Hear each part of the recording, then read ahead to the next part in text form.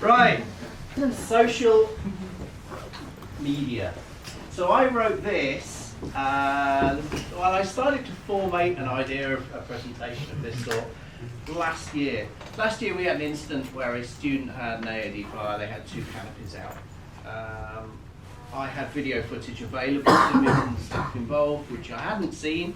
The first piece of video footage I saw relating to this was sent to me by someone else. It was a Facebook link to a piece of publicly available video, which was videoed from somewhere in this area here, showing the student landing 2 canopies.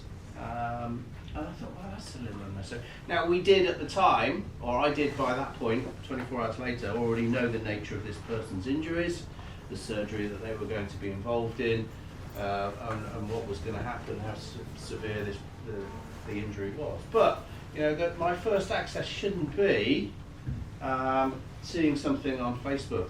And it reminded me of an article that was written by a lady in Australia, a lady called Kate Vaughan, which I'll rely on heavily in this presentation. And she was involved in an instance. She was the wife of a well-known skydiver who had an injury and was subsequently proved to be fatal. And she writes, and you'll see some of the quotes that I have in here, about her experiences while she's, for example, waiting in an airport to try and desperately get to fly across Australia to see her husband while he's in hospital and so on, and the information that she was being fed by other people in the community and also the media and so on. So that really started the idea of me writing this. And then we had an incident 9 days ago where we had a qualified jumper have an injury, and he wrote this. I was carted away to a hospital, and before I even got there, the whole situation had been posted online for the whole world to see. That was posted this Wednesday. So actually I modified this slightly, and I have spoken to this gentleman and got his consent to use a couple of quotes. He also says in his quote about, you know, before I'd even managed to contact any of my family. One of my staff members was away on holiday in Iceland and was friends with this person. So the first thing they woke up to on a morning in Iceland for breakfast was a picture of Langer with an air ambulance and this friend's name. Nothing else, that was it. So that made her day. Another comment from the same individual when we were talking about was that I don't even know if his family know he even skydives. Well, they do now, you know. Imagine being someone's kid, wandering to school, and there's a picture of an air ambulance and your dad's name. So that's really what we're talking about here. All right. I want to consider how we as skydivers publish information, especially during or post an incident. And I want to think about what we should be publishing, or really the ultimate question, should we be saying anything at all in a public medium when it comes to incidents. All right.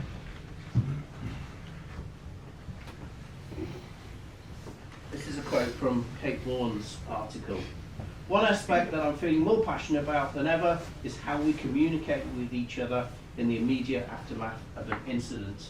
When accidents happen in skydiving or others, communicating the right information to the right people becomes a time-critical life or death task. So not only how people are communicating, but what information is being communicated is of vital importance. The wrong information could actually impinge on someone's safety. It could change the way perhaps people respond, react, or even treat individuals. Typical reactions post-incident. Posting statements or questions on your own, on others, on Langer's Facebook page, or indeed sending them messages. Another typical reaction could be sharing of information that you have seen or heard, etc.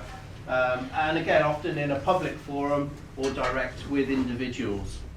Okay. Oh my God, I've seen something. I must post about it. It's the world that we live in, unfortunately, these days. I've heard something. Or I've heard that you might have heard something about what I heard that they heard. Let's publish it. Is that correct? Is the information that we are about to publish correct? Should we be publishing any information at all? Does it help? And that's really the fundamental question that you need to ask yourself when you're involved in the excitement of an incident or post-incident. Are you helping the situation by releasing information that you know? Are you sure that information is correct and valid? Or, and this comes from Kate Vaughan's article, are you effectively walking into someone's lounge with a large blinking neon sign saying, your husband, friend, etc., has been really badly injured, maybe they're dead? Because that can be the effect of what we're doing if we don't stop and think about it. So if we post things on Facebook such as, oh no, it can't be true. Oh my God, what's happened? Are you okay? What's going on? We're pretty much walking into the living room of their mum, dad, family member, etc. with an enormous blinking neon sign and a loud hailer saying, this person may be dead. Oh, by the way, I don't have any other information about it. I don't actually know much about it. I don't know where they may be or how they are right now, or I'm just simply adding to the pot of confusion.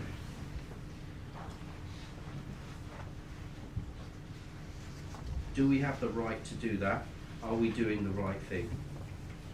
Potential actions and lessons here then. So this sort of reactive posting of information that potentially may not even be true does not help. In fact, in the case of Michael's accident, it hurt a lot of people who we love. That comes from Kate Vaughan's article. It created panic and a spread of misinformation. It also fed information to the media. If there's an incident, no, if I'm injured, if there's an incident, I'd like the right people to provide the right information to those individuals. If it's really serious, I'd much prefer someone from a family liaison officer from the police that's been trained on how to deal with these sorts of scenarios to go and break the news to my family, to my relatives. What I don't want them to be doing is be carrying on with their normal life and suddenly be presented with a random Facebook message.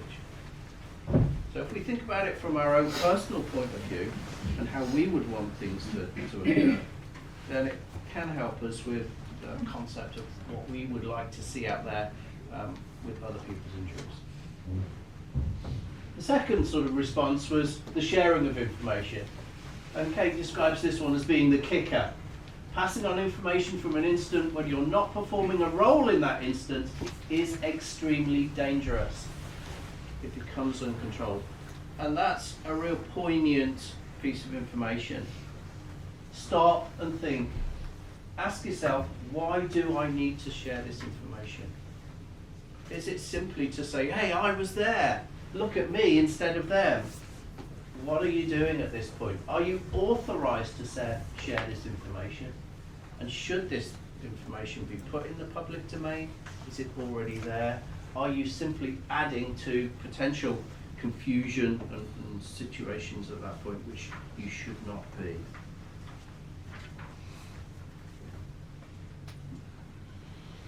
As I waited to board a plane in Sydney, desperate to get to Michael's side, and having just spoken to the surgeon standing next to him in the operating theatre, an experienced skydiver working in the industry in a different state tried to tell me over the phone that Michael was dead. Consequences of misinformation can spread like wildfire. And then we have other people getting involved.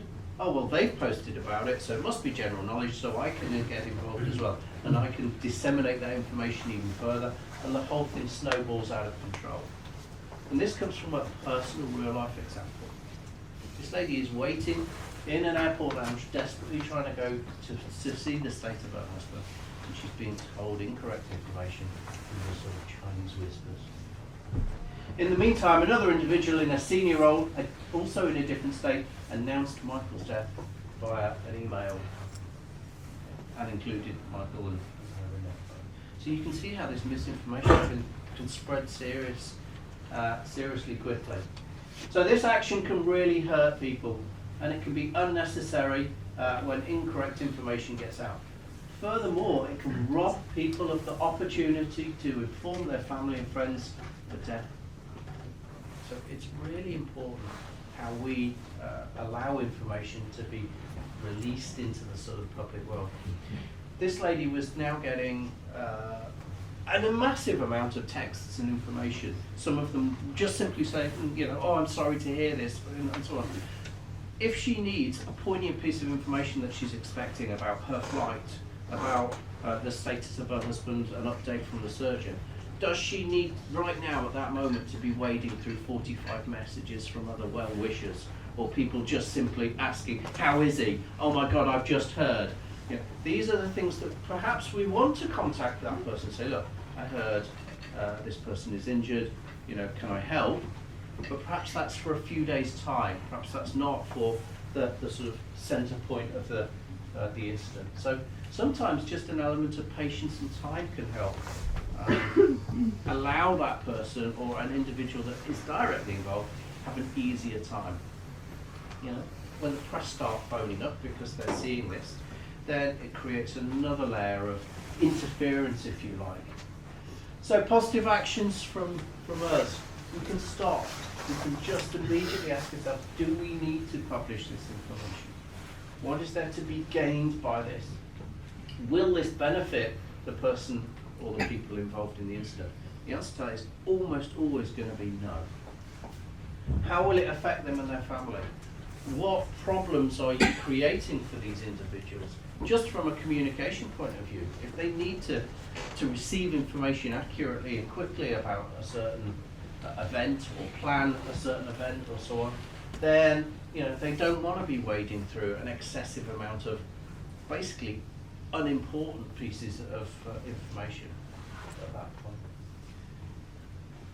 If we don't need to publish anything, then probably the best thing to do is not. To stop, to wait, and let the official processes take place to help that.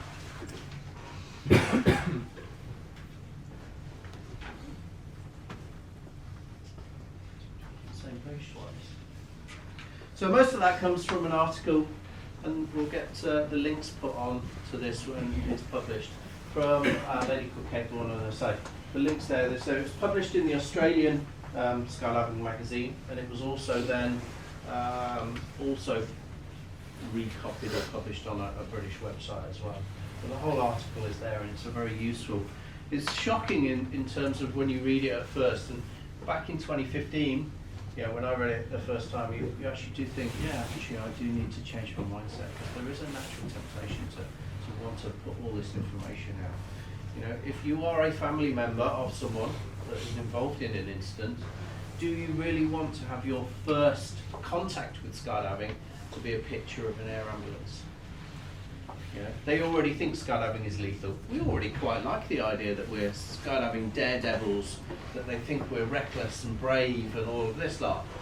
We don't do too much to sort of dampen that, but that also means that when they see incidents and something takes place, then also it can have that quite profound effect on the family. We want people to see skydiving in a positive light, not, oh well, everything I see is negative. So the first point of contact for a family member shouldn't be something that suggests skydiving is dangerous, if you like. But social media or contacting people can be used in a more positive light as well. In 2018, sadly, we experienced an experienced jumper doing a low turn, which resulted in them not surviving. At the end of the day, I left here having dealt with the police and scenes of crime, coroner and British Skydiving and everyone else. And I went home, and my family lived locally. My father still lives in the house I grew up in, Harvey, for example. And so they were going to hear something had happened. They were going to hear stories relatively early on in the process. So I went home and I wrote an email to them. And what I wrote to them was this. I said, hi. I said, what are you doing for Christmas? I haven't really got any plans, but I suppose we ought to think about Christmas Day at this point. Anyway, that's it. Things, and if you've got any ideas what you want for presents, just drop them to me. Love, Richard. I didn't really want to know what they were doing for Christmas. It was just November. What was I really saying? You might hear stuff. You might hear something about an incident. You might hear something. Well, it's not me. I'm okay. I'm fine. You know, I'm in one piece. But I didn't need to put any of that information in there. I just invented a reason for telling them that, you know, hey, I'm communicating with you. So, yes, there might be situations where we feel strongly that we need to contact someone because an event has occurred. But we can do it in a way that doesn't have to be jumping around saying, hey, there was an incident. We can just simply use it. You know, think carefully about what we're doing. Any questions? This is great, but what happens with the people that are not airside? All the punters, and that's what they do, right? Take yeah, I mean, spectators are part of this process, and I can't educate them in the way I can educate you guys. Typically, we are within the skydiving communities within Facebook, so anything that we post does have an amplified effect. When we have had a